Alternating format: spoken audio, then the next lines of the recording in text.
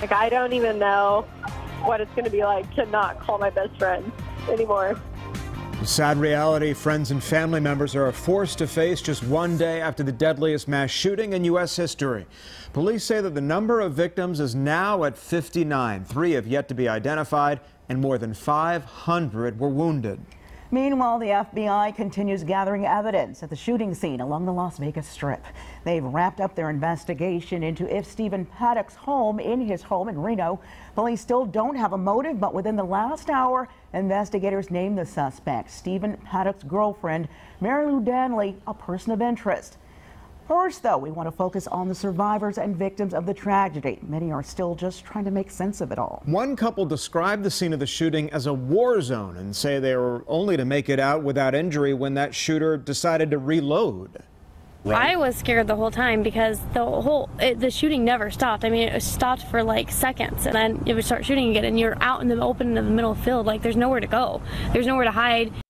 Not everybody was as lucky as the sailors there to find cover and make it out without injury. Now, Fox 5's Good Day Atlanta anchor Sharon Lawson is live in Las Vegas tonight, where we are learning more about some of the innocent victims of that shooting. Sharon.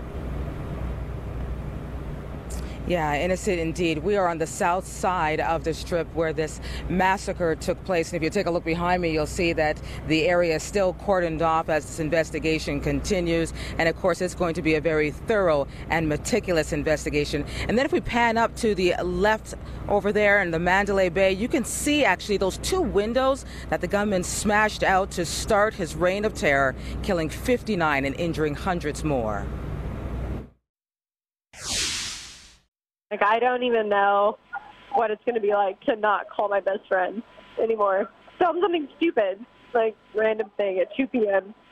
So it's going to be interesting to not have that anymore. A wife gets the devastating news she never thought she'd have to hear. Christopher Roybal from Riverside, California, is one of the 59 killed during the massacre on the Las Vegas Strip. The 28-year-old described by his co-workers as a guy that could always put a smile on your face. If I start talking about her, I know I'm going to cry. It's okay. I worked with her for 15 years. She taught me everything I know. She was my supervisor. She was the best person. Dana Gardner was at the concert with co-workers when she lost her life. Dana was no stranger to tragedy. She lived and worked in San Bernardino County, California, which was a site of a terror attack that killed 14 people in 2015. Our hearts are just broken and filled with sadness. Mrs. Parks was just an amazing individual from the moment she stepped on our campus. Jennifer Parks, best known by those close to her as Jenny, was on a weekend trip to Vegas with her husband from Palmdale, California. Friends and colleagues say it's Jenny's smile that could light up a room. Her husband Bobby was hit in the hand and arm, reportedly by the same bullet that took Jennifer's life. The father, the dad, husband, how does he take all this in? It's just something that's so difficult, and it's hard to accept, and my heart goes out to him. Heartbreaking, heartbreaking indeed. And you know what? Condolences are pouring out on social media, and we're also noticing makeshift memorials and vigils popping up all across the city.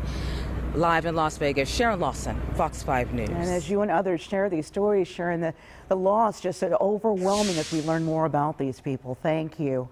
On the official GoFundMe account for the victims of Sunday's mass shooting in Las Vegas raised $4 million in just 24 hours, more than $4 million. The Oakland Raiders and the NFL Foundation each made a $50,000 donation, and Las Vegas businessman Stephen Klubeck has given $50,000 multiple times. Because so many people have donated, the goal is now $4.5 million. Tom? Tonight, we're getting a look inside the exact room on the 32nd floor of the Mandalay Bay used by the gunman Stephen Paddock. A man from North Carolina shot this video when he stayed there in that exact room a year ago. He posted the video on Facebook with the caption, "Yes, we are shocked." The video ironically ends with a view of right down onto that concert area. Deidre? New tonight, we are learning investigators found cameras in and outside Paddock's hotel room, presumably to monitor any police activity. Well, one was placed in a food service cart. Well, they also discovered nearly 24 firearms. Police say he brought them in 10 suitcases. Among them were rifles with scopes and 2 devices known as bump stocks that made his guns fire a number of bullets in rapid succession.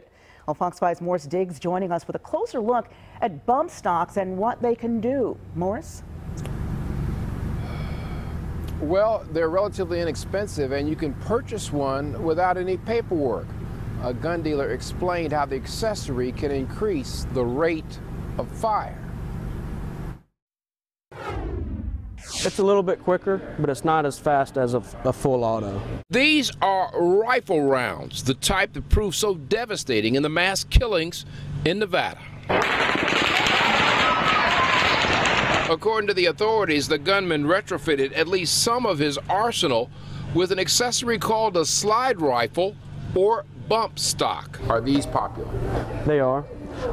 With being in the media, people are calling, looking for them, but we have one available. It costs under $300, or at least that was the price before the Las Vegas incident, and it requires nothing special to make the purchase. The accessory accelerates how fast a weapon can fire. It takes the place of the stock and the pistol grip, and so once that's on, it uses the recoil spring of when it's going back and forth to fire. So when you fire the weapon and the recoil goes back and comes back, it's going to hit your finger again.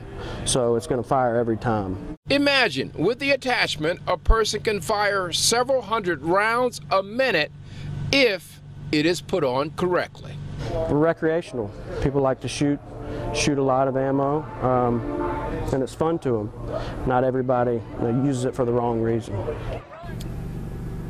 So what about the potent fully automatic rifle? Well, essentially those are available right now only to law enforcement and the military. There are some out there pre-1986. If you could find one of those, it's possible to legally purchase that.